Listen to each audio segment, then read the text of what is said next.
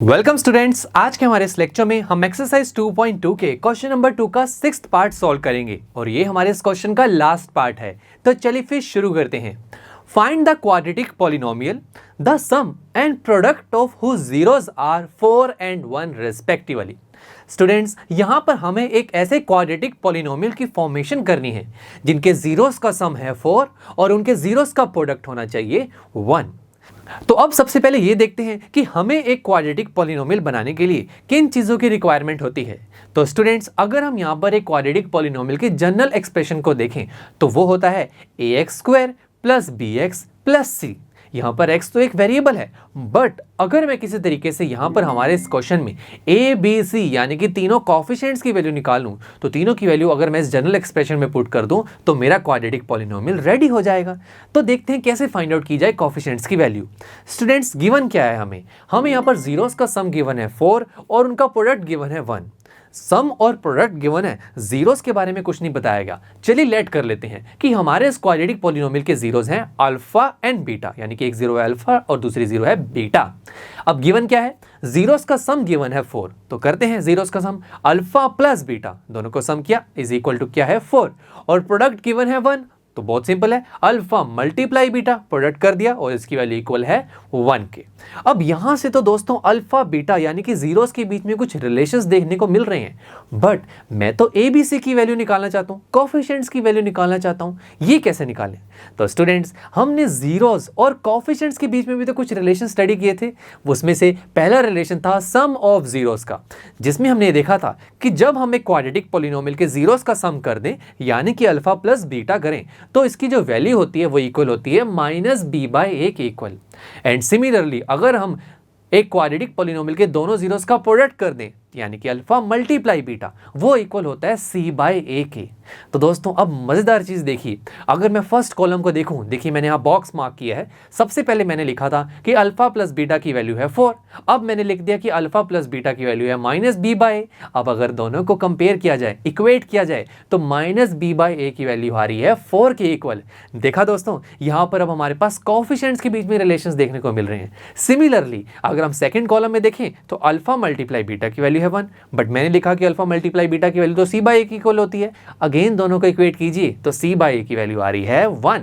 तो अब हमें यहाँ पर दोनों इक्वेशंस में a b c इनके बारे में कुछ रिलेशंस देखने को मिल रहे हैं और इन्हीं की तो वैल्यू हम फाइंड आउट करना चाहते हैं। तो चलिए दोनों इक्वेशंस को हम दोबारा से लिखते हैं।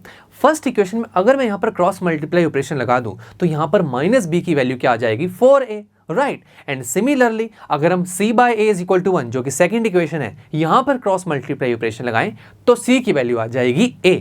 अब दोस्तों, हम इस क्वेश्चन के पहले 5 पार्ट्स में क्या करते आ रहे हैं, हम जब भी इस स्टेप पर पहुंचते हैं उसके बाद हम किसी भी एक कोएफिशिएंट की वैल्यू को कुछ भी लेट कर सकते हैं। लेट से मैं यहां पर a की वैल्यू को लेट कर लेता हूं। अब क्या लेट करें, कुछ भी लेट कर सकते हैं, 1 2 3 4 या -1 -2 -3 कुछ भी लेट कर सकते हैं। दोस्तों, लेट से मैं कैलकुलेशन को सिंपल बनाने के लिए 1 लेट कर रहा हूं, आप 2 भी लेट कर सकते हैं। ओके, तो 1 लेट करते हैं। अब a की वैल्यू अगर 1 हो गई है तो देखिए -b is equal to 4a मैंने लिखा था, यहां पर अगर a की वैल्यू पुट कर दी जाए तो b की वैल्यू आ जाएगी। तो लिखते हैं -b is equal to 4, a की वैल्यू पुट की 1, -b इज इक्वल टू 4, या फिर हम कह सकते हैं b इज इक्वल टू -4। तो देखिए a की वैल्यू हमने लेट की, b की वैल्यू हमारे पास आ चुकी है, अब रह गया c तो बड़ा ही सिंपल है, मैंने लिखा हुआ है c is equal to a। अब जो a की वैल्यू है वही c की वैल्यू है, तो हम लिखेंगे c is equal to 1, because c is equal to a था तो a की वैल्यू 1 है तो c की वैल्यू भी 1 होगी। तो बस a b c तीनों की वैल्यूज हमें यहाँ मिल चुकी हैं। अब हम इन तीनों कोएफिशिएंट्स की वैल्यू को अपने जनरल एक्सप्रेशन में पुट कर देते हैं। सबसे पहले बात हो रही है ax² की, a की वैल्यू है 1 तो हो जाएगा 1x² प्लस bx, b की वैल्यू आ रही है -4 तो हो जाएगा -4x, प्लस c की वैल्यू है 1 तो हो जाएगा +1। तो हमारा एक्सप्रेशन क्या बना, x² - 4x + 1। ये एक ऐसा क्वाड्रेटिक पॉलिनोमियल है स्टूडेंट्स जिनके जीरोस का सम है 4 और उन जीरोस का प्रोडक्ट है 1। कितना इंटरेस्टिंग पार्ट था दोस्तों। और हाँ, यहाँ पर जब मैंने पहले a की वैल्यू को 1 लेट किया था, आप b की वैल्यू को 2 3 4 और कुछ भी नंबर लेट कर सकते हैं।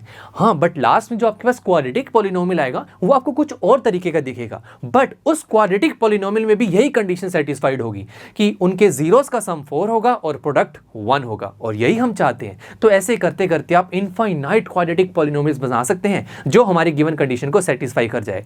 बट अभी के लिए तो यहाँ पर एक ही क्वाड्रेटिक पॉलिनोमियल की बात बात की जा रही थी तो मैंने एक ही क्वाड्रेटिक पॉलिनोमियल यहाँ पर डेराइव किया। चलिए स्टूडेंट्स, अब हम नेक्स्ट लेक्चर में पॉलिनोमियल के एक न्यू कॉन्सेप्ट को स्टडी करेंगे और वहां पर ये देखेंगे कि अगर हमारे पास दो पॉलिनोमियल्स हों, उनमें से एक पॉलिनोमियल को दूसरे पॉलिनोमियल से अगर मुझे डिवाइड करना हो तो डिवीजन कैसे करते हैं, यानी कि डिवीजन ऑफ पॉलिनोमियल्स के बारे में नेक्स्ट लेक्चर में हम स्टडी करेंगे। तो दोस्तों, see you in the next lecture.